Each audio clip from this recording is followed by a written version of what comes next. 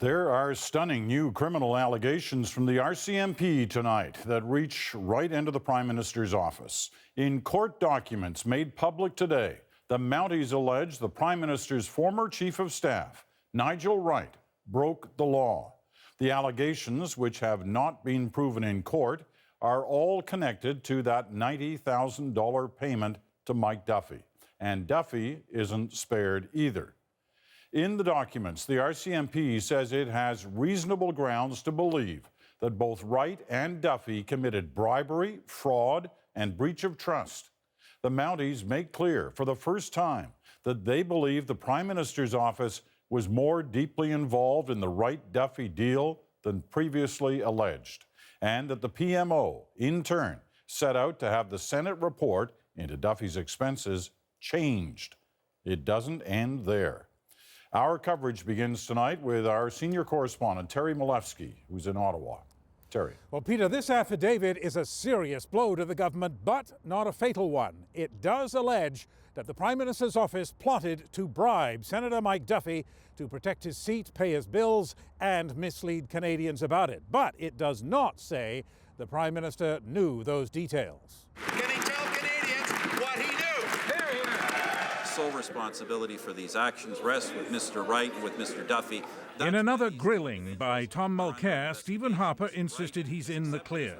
But the RCMP affidavit quotes an email by Nigel Wright, the former Chief of Staff who paid Duffy's $90,000 bill, telling PMO staff that the PM knows, in broad terms only, that I personally assisted Duffy when I was getting him to agree to repay the expenses. Was Mr. Wright involved? The affidavit also alleges the Prime Minister's senior staff and his senior senators tried to protect Duffy by shutting down an audit of his expenses. Wright is quoted saying, "We have to do this in a way that does not lead to the Chinese water torture of new facts in the public domain that the PM does not want."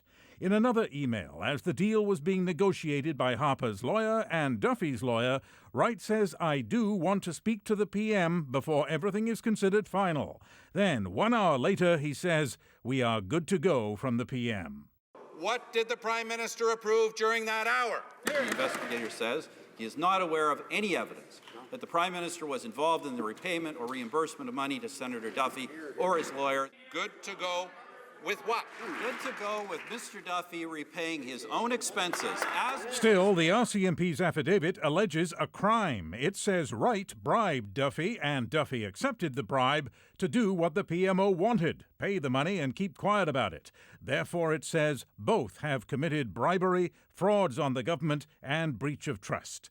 In a statement, Wright denied it. "My intention was always to secure repayment of funds owed to taxpayers. I acted within the scope of my duties and remained confident that my actions were lawful." But Wright is not the only one under fire. I made it absolutely clear to Nigel Wright. The top Tory fundraiser, Senator Irving Gerstein, told the party convention that he never considered paying Duffy's expenses, but the affidavit says he did until the bill got too high.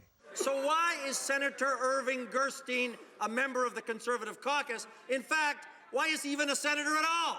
The Prime Minister did not take that question. Open and honest government, Mr. Speaker. That's what they can always rely on from Conservatives, Mr. Speaker. But Mulcair did get Harper on his feet.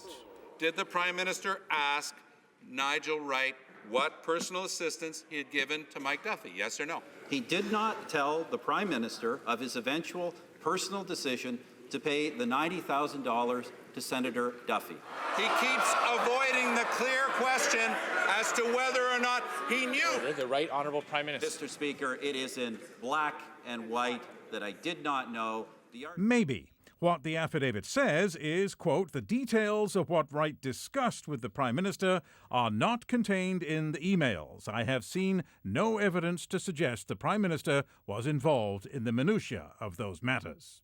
So, no proof that Harper knew, which isn't quite the same as saying there's proof that he didn't know. But the RCMP says plenty of people around him did know. His former Chief of Staff, his current Chief of Staff, Ray Novak, his lawyer, Benjamin Perrin, his finance chairman, Irving Gerstein. So this could still get worse, Peter. All right, Terry. Thank you. Terry Malefsky in Ottawa tonight.